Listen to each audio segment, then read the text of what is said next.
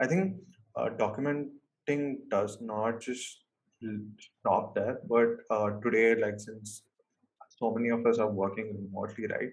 Documentation plays such a huge role.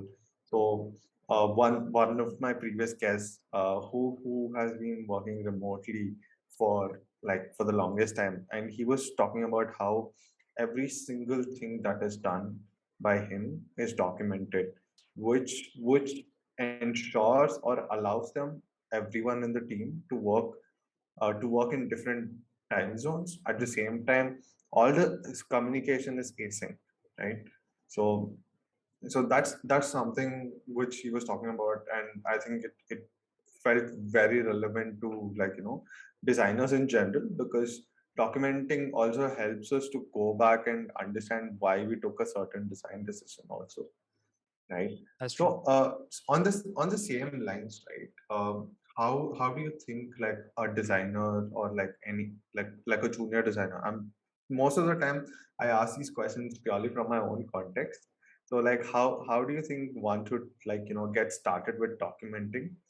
Um, Not just I mean, I don't want you to just talk about like how to get started, but at the same time, what are the things that one should document, and what are like some of the unnecessary details which don't need documenting? Interesting. So I recently did this session where I talk about documentation. So I'm probably going to bring some of the points from there. Uh, I think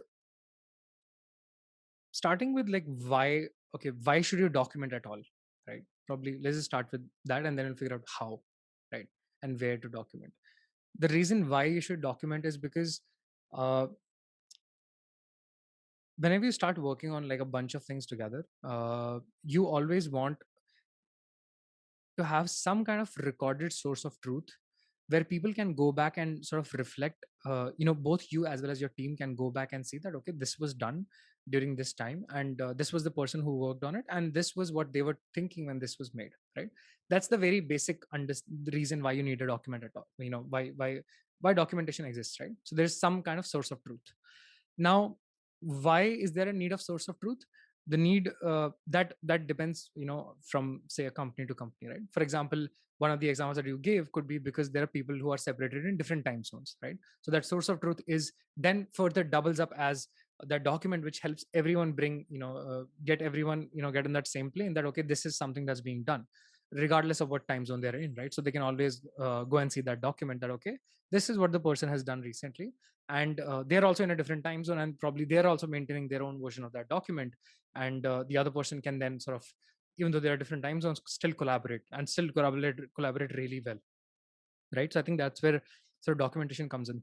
Now, the purpose that it can serve for different companies can be different. For example, for us, the reason why we maintain documentation, uh, like probably so well, to the extent that we do, is because we want to bring in transparency. The goal that we have is transparency, and obviously ensuring that everything gets communicated really well, because there's so many stakeholders involved that it's sometimes very easy to be working in your own small silo and keep working on it, and sometimes people just don't know, get to know about it, right?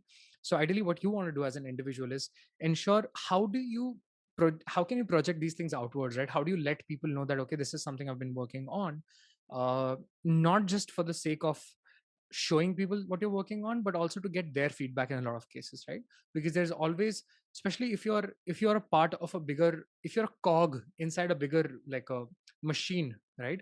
You want the people to be able to see how exactly is it you're turning, right? How exactly, what is your movement, so that the machine can see, how that cog is performing, right? And if there's something sort of wrong, they can help, right? In due time, right? Be it anything, right? For example, be it with feedback, or with helping them figure out if the approach that they're taking is the best approach. Now, how do you go about documentation? What I like to generally say is, like, do not like make a big commitment when it comes to documentation. Generally, the rule of thumb here probably would be, whatever is repeated again and again can be just, if it's just put in a document, it's going to save you a lot of time, right? Probably where you can start from is, if there is something that is being repeated again and again that you're doing to a lot of people, right? A lot of stakeholders are telling the same thing again and again. it's probably better you document it, right? Because it's going to save you a lot of time. That's probably the most basic version of a document, just writing things that you'll have to tell people again and again 100 times. Every time a new PM joins, every time a new designer joins, every time a new engineer joins, you have to go through, take them through the very basics.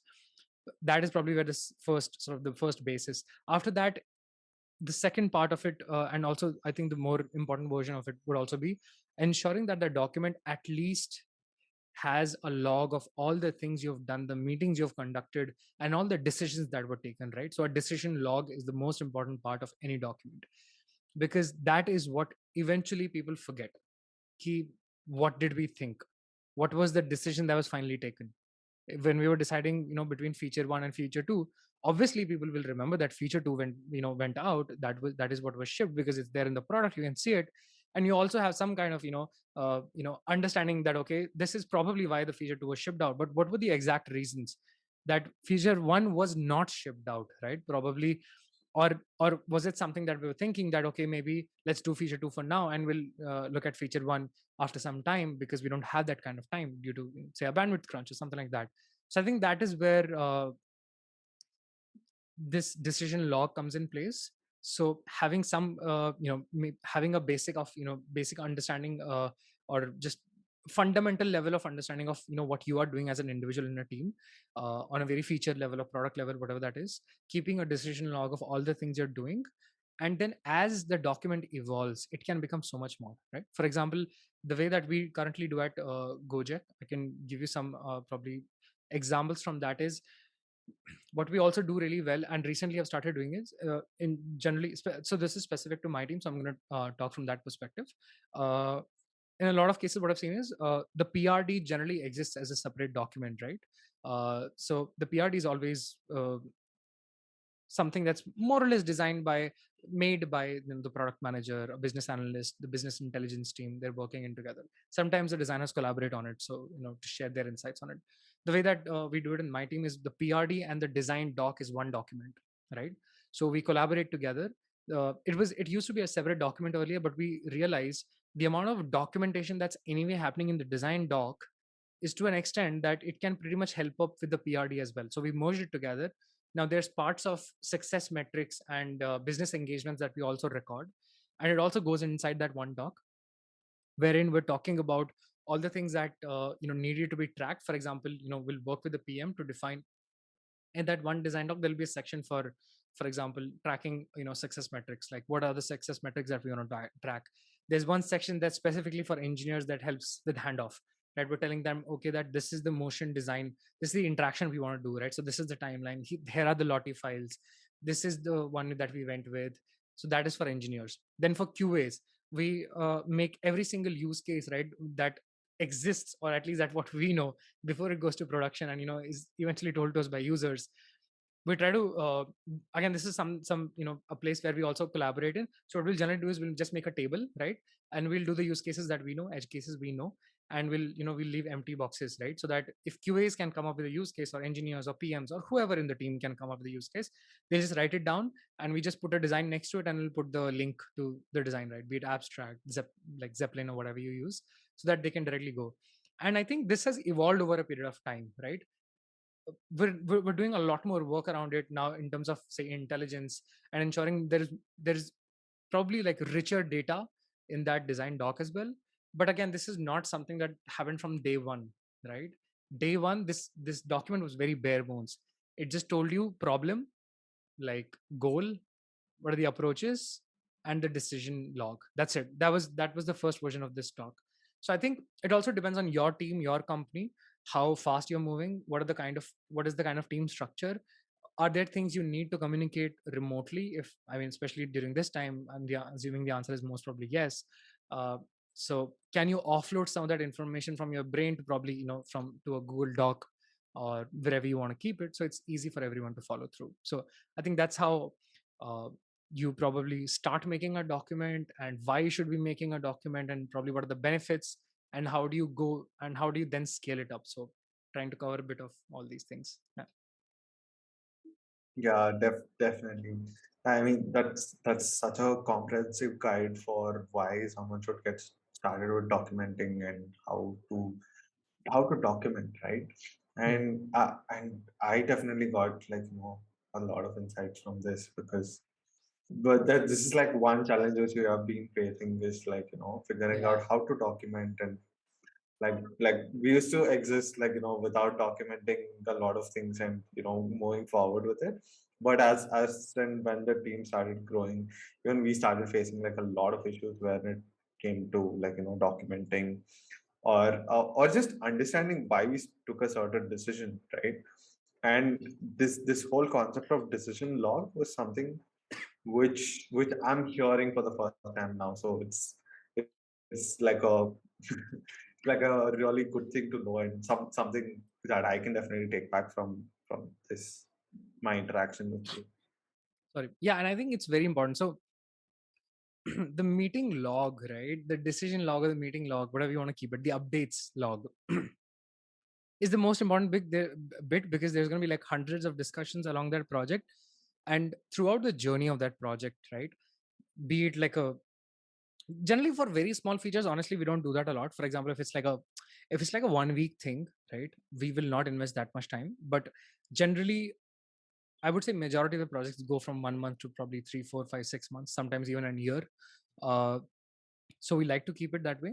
And I think one problem that you also mentioned, and I've seen a lot of cases, I've since I've been telling my friends as well that okay, why don't you start documenting, is that people start from a very big commitment, man. People are like, nay, from the day one I'll just make this like a wonder of the world, right? I'll make this the best thing that's out there. And I think that's the problem, right? You're expecting too much from yourself. You don't even know what you need to put in there, right? So it's okay to start small, figure things out, on the way. Again, going back to the very first advice, I think you just need to understand at that point of time that okay, this is what me and my team needs, and this is something that will definitely add value to them, so let me just add this. That's it. And from there on, every time you have a conversation, with the team, with the PMs, the stakeholders, figure out, is this something that I can put in my document? Is this going to help them? Or you know can I do it a little bit better? Can I avoid these 3 meetings somehow? Can I avoid this daily meeting that happens because of whatever reason? Can I offload some of this, do it async? So that is how you go about building, that you go about building that and optimizing, because that's the next step. You just keep on optimizing once you've built it. So yeah. Thank you so much for tuning in. Make sure you like, share, and subscribe to Product Stories for more such episodes.